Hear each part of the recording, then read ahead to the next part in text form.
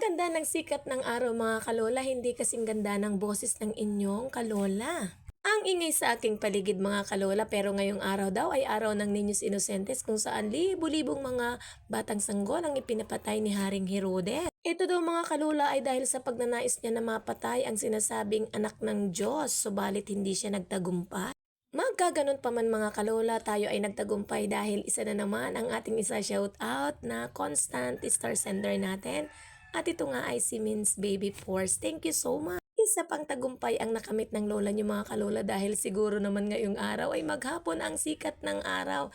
Dahil diyan magtatagumpay tayong matuyo ang ating mga nilabahan. Ang dami pa nating mga isasampay mga kalola. Pero uunahin muna natin itong ating isinampay kahapon para mabilis itong matuyo at nang magamit ulit natin ang mga hanger na kinalalagyan nito. Isa pang pagtatagumpay ang ating nakamit mga kalola dahil tinutulungan tayo ng ating bunso sa pagsasampay nitong mga ating naunang labahin. Ngayon nga mga kalola ay December 28, 2025. Next natin na ginawa ay ang pagbabahog ng ating mga nag-iingayan ng mga alaga dahil nga mga kalola, ngayon ay alas 8 na ng umaga. Hindi pa natin nababahog sapagkat dahil po sa walang tubig. Pero ngayon mga kalola, tagumpay tayo, dumating na ang tubig kaya naman hirarap na natin ang pagbabahog sa mga nagsisiingay ang mga baboy natin. Ang mga alaga nga pala namin mga kalola ay baboy, meron kaming isang aso at meron kaming mga pusa.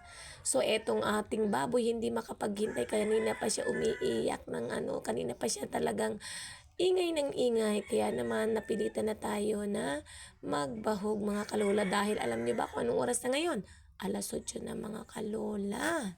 Pinagsasabay ko nga pala mga kalola ang pagbabahog at ang paglilinis ng banlat para makatipid tayo sa oras. Kasi kung hihintayin nating makakain yung ating mga alaga bago tayo maglilinis ng banlat, so marahabang oras ang ating gugugol. Alam ko mga kalola hindi nyo ako tinatanong pero gusto kong sabihin sa inyo na tatlo nga pala yung baboy na alaga namin.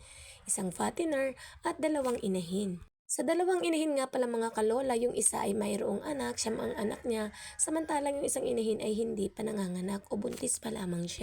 Share ko lang mga kalola, alam nyo, ang laking tulong talaga ng pag-aalaga ng hayop.